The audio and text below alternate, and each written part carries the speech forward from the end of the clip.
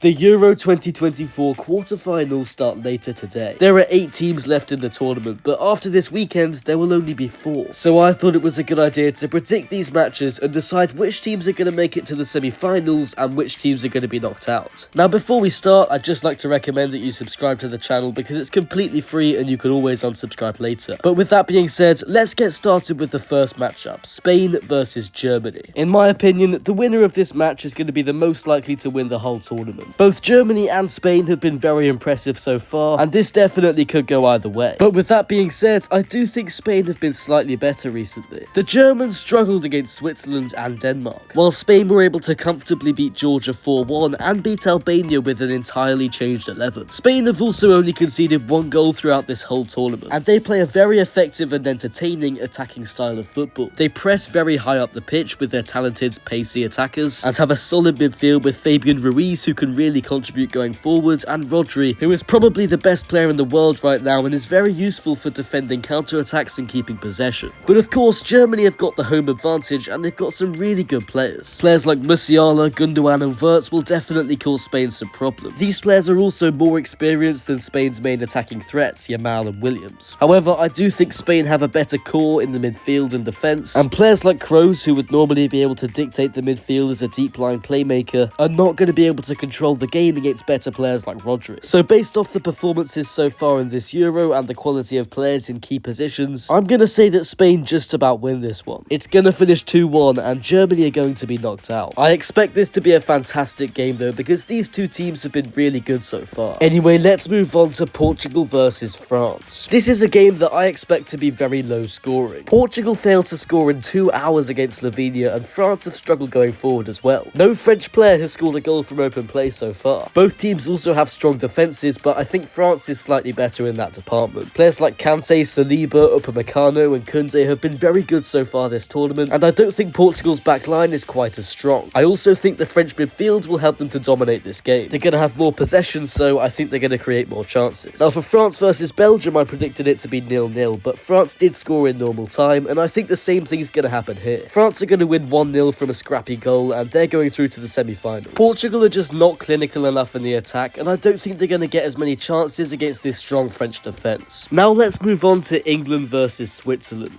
This is a game that I'm definitely not looking forward to because there's a good chance that England will be knocked out of the Euros. We only just scraped past Slovakia and we were like a minute away from being eliminated. England have been really boring and not impressive throughout the entire tournament, and in Switzerland's case it's kind of the opposite. They performed exceptionally well against Italy, and if they play like that again, I'm not sure England are going to be able to deal with it. It's going to be really interesting to see what happens here because against Italy, Switzerland were the ones attacking most of the time. Italy were just sitting back and allowing Switzerland to attack them. And we've seen England do this kind of thing previously at this tournament. During extra time against Slovakia, the game against Denmark, and the game against Serbia, England sat back. And if we do that against Switzerland, I think they will punish us. With players like Xhaka and Ibisha and Akanji dictating from the back, Switzerland are capable of controlling the game. England need to make sure that they're in charge by keeping possession and attacking. If we can pin Switzerland back, then the chances will come, and we have the high quality players needed to finish them. There have been rumours that England are going to be playing a 5-back to match Switzerland's formation. This would probably mean that Kyle Walker goes into the back 3 and Trent Alexander-Arnold plays as a right wing-back, and I think this could be a really good idea. Remember, England are capable of dominating a team like Switzerland, and if we can get our system right, we could definitely win here. But with that being said, Switzerland have been better so far this tournament, and their system works very well. Their team is extremely well organised and everyone knows what they should be doing. Basically anything could happen in this game, but I'm going to predict it to be 1-1. It's then going to go to extra time where no goals are scored and England are going to win on penalties. We have players like Bellingham, Kane and Palmer who can handle the pressure of big moments, and I think we will win if it goes to a penalty shootout. But I am definitely not confident that England will win, and this could go either way. Let's just move on to the last game, Netherlands versus Turkey. Now I do have to apologise to Turkey because I predicted them to lose to Austria 3-1, and I got it very wrong. Turkey were by far the better team and they beat Austria 2-1, but I think their quarter-final opponents will be much more challenging.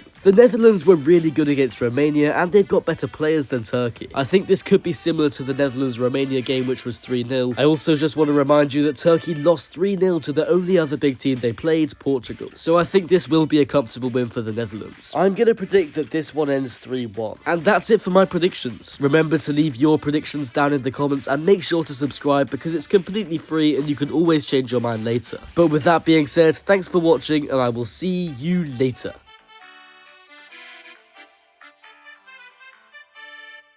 If you made it all the way to the end of the video, you might as well subscribe. Subscribe.